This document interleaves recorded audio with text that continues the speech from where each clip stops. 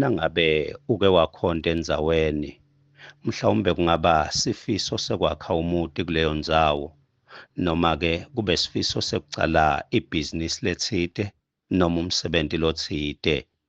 Once lelo bandla lingakukhomba leyo ndzawo hayi uyesisuka umsindvo kubheduke titha kuthi bhememe uvela abanye sebathi leya indzawo yakithi yashiwa bokhokho bese ibekile sitayisebentisa. Labanye bathi ngeke phela kunikwe lithuba umuntu wekuhamba anikwe lithuba lekucala lebhizinisi nathi lebhizinisi besivele sinayo besiyifuna ukuthi nje besingakanikwa lendzawo kusuka umsindo.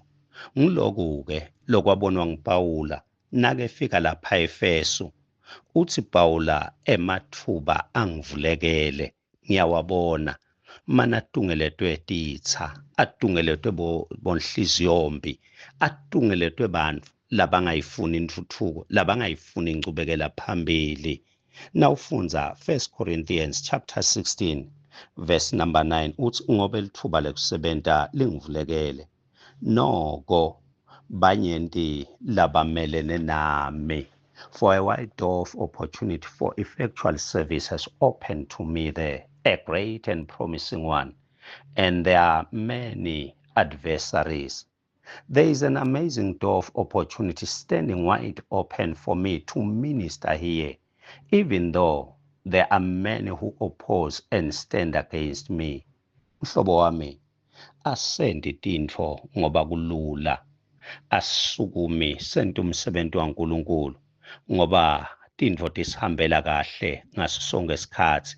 Lalela, sisukuma timbi tikhona, sisukuma lomubi avala ngayo yonke indlela, siphuma kungaphumeki. Lalela mntwana sekhaya, sithandaza kungathandazeki kuze kuthandazeke, sisukume simo sala kuthi usukume inyama ingavumi ingcondvo iphikisa siphume ngoba la mntwana sekhaya emathuba uvulelwe avulelwe mine nawe noma sithi asingalwa ngayiphi indlela noma ungahlangana nasimbi isimo mntwana sekhaya sukuma ungavumi lomubi akwehlulekise ungavumi mntwana sekhaya lomubi avimbe mathuba akho ekwenta umsebenzi waNkulunkulu ekusukumela tinto taNkulunkulu. Sukuma mhlobo wami, sukuma timotala tiphikisa, sukuma. Sawubona mhlobo wami, sawubona mntwana sekhaya. Nanamhla ekuseni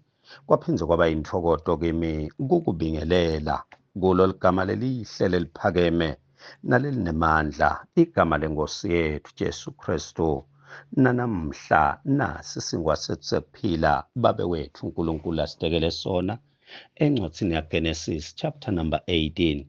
Ngicela kufunza kusukela kuverse number 16 kufunza kanje: lamadvodza esuka lapho ahamba alibhekisa eSodoma. Abrahama waphekeletela entela kuwakhombisa indlela.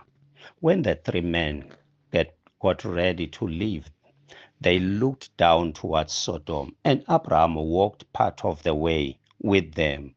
Mhlobo wami, kuyahanjwa nenkosi, hamba naNkulunkulu, hamba nenkosi kokonke lokwentako. Babe, kungumthandazo wami ukuthi kulo mnyaka lomusha lesitawucala ngimane ngihambe nawe, ngimane Nkosi ngente tintfo nawe, ngitente kangcono kulakucala. Livi laNkulunkulu encwadzini yaMatthew chapter number 10 verse 38 lithi longejathi isiphambano sakhe angilandzele akangifaneli. Eyi, kwaze kwaba senhlitweni yami kukufanela Jesu. Ngiyacela Nkosi, emaphutsa lengwentile ku-2025 ngicela kungabuyeli kuwe, ngifuna kufanela wena.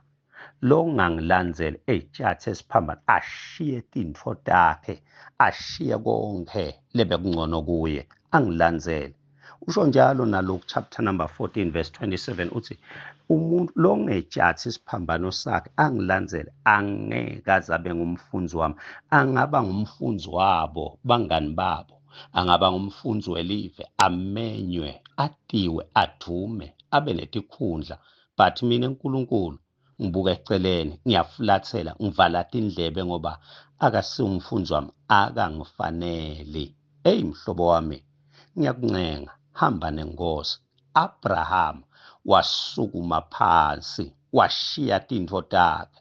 Uthi umpostoli Pawula, konke ngushaya lide, konke ngushaya indiva, ngenxa yobukhulu bekumati washiya umsebenzi wakhe lebekufanele awende, wathi ngifuna kuhamba nenkosi, ngifuna kuhamba nabo, ngifuna kuhamba naNkulunkulu. Hamba nenkosi nakulo mnyaka lesitawucala, hambisisa kakhulu-ke kunakucala nenkosi. Verse number 17 uthi, simakathe wase uthi, kodwa ngingamfihlela yini Abraham lokhu lengitawukwenta? And the Lord said, shall I hide from Abraham my friend and servant what I am going to do? The Lord said to himself, I should tell Abraham what I am going to do. Hey, simakathe wase uthi, kuhamba naye uNkulunkulu kunetintfo inkosi letawubona ukuthi ngeke isakufihlela tona.